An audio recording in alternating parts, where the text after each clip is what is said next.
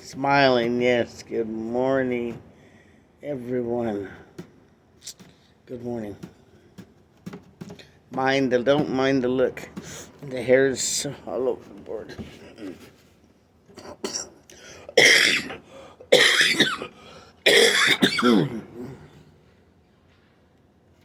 Uh, yeah, still going through a little bit, but nothing that God can't bring me through. Times like this, let's go back. Let me tell you, it was about 9 days ago. We went down to Herman and I. We went down after he got back. We went down to go get my prescriptions. I dropped him off. I went to turn around and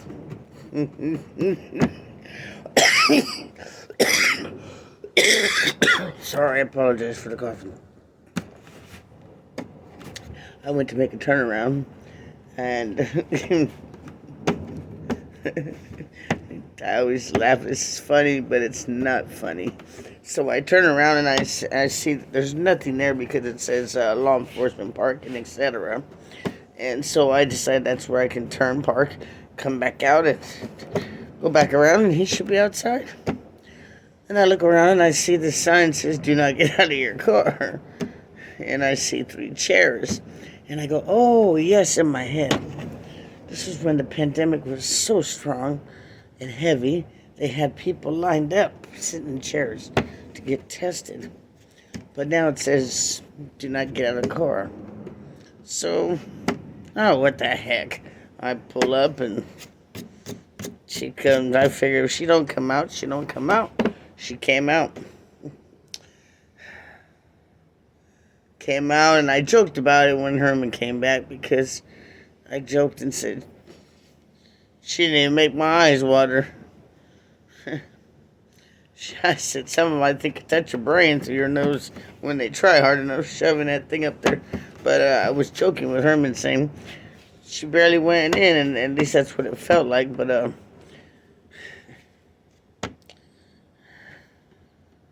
that Wednesday afternoon, I was really super busy. By the time I actually looked at the message, they always send you a text message telling you everything's good, or they call you in and tell you all is well. Well, I got a message with a link, and I said, well, I've never had this before, so when I go on there, it says, you tested positive for COVID. So now then they tell you that they send everybody in the county that you affiliate with, they send them your info saying you have COVID. People with all the vaccines, I sat there in amazement going, wow, wait a minute. I took these vaccines, wait a minute. Huh. Boosters too, hold on. So I'm sitting there going, you're kidding, right? No, we ain't kidding. I got COVID-19. Oh, this is not good. All of a sudden it starts to really hit me and I go, you're kidding. No immune system can't take this. This isn't good. This isn't good. Who'd I get it from? Now my mind starts wandering.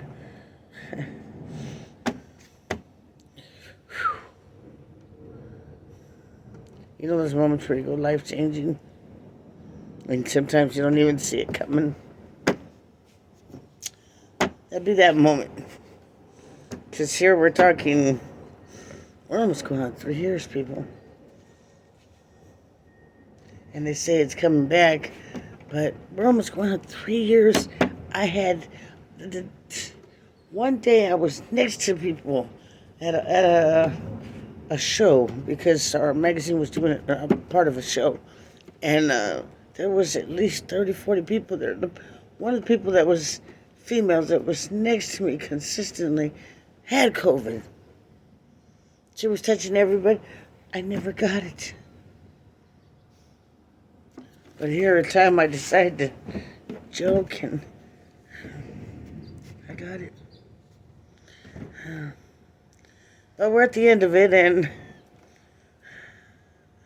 seems to be that I will, no matter what, have issues with my throat and my chest. He told me that I had COPD. Wow.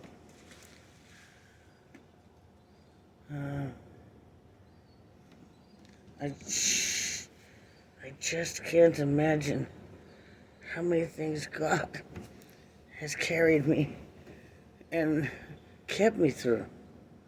The simplest thing that could change your whole life.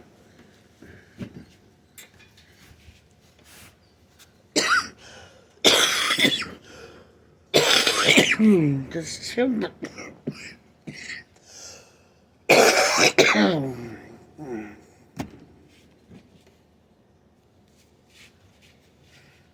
The simplest thing. He can keep you from dying.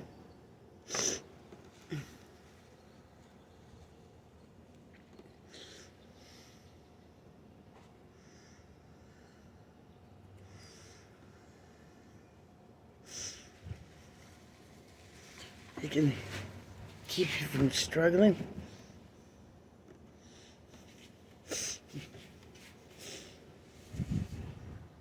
He can change your whole situation in a split second.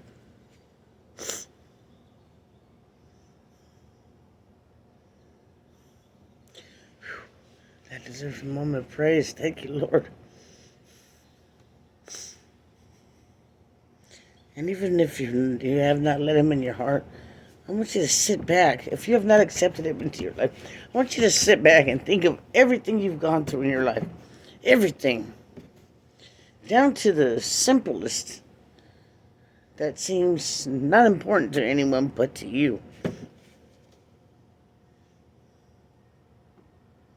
I want you to think about it for just a second.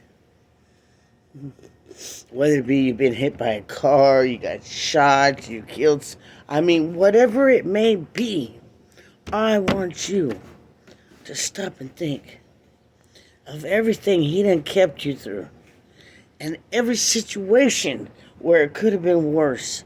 I want you to stop and look back. And all the times that when it was done, you wondered how you got through it. And how terrifying, frustrating, overwhelming, whatever it may be, when you sit back and look at it and go, I don't know how I got through that. Didn't seem like I was going to get through it. I know how you got through it. And deep inside, you know how you got through it. God got you through it. He sustained you no matter what. You see, he loves the heck out of us.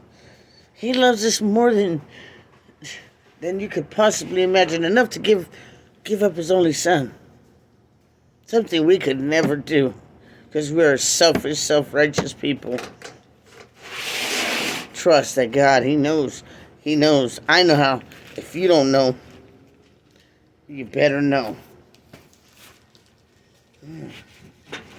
You know what God has brought you through. Even if you haven't accepted him into your heart, and you haven't, he's still carrying you. He's inside. You see, the means to be good and who he wants us to be, we don't have to look no further. It's within. Not the superficial and the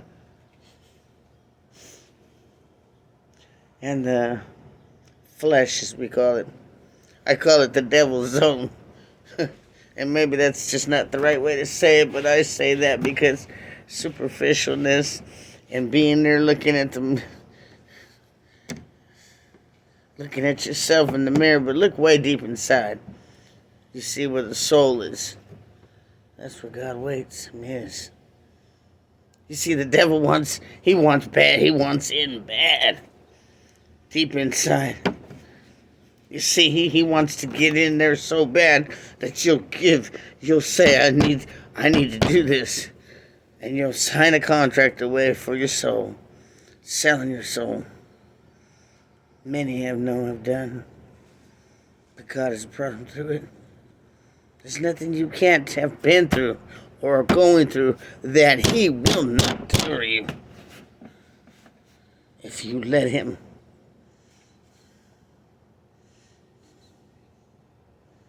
You got to let him do it. And it's not that hard because he's already within, waiting. He's not going nowhere.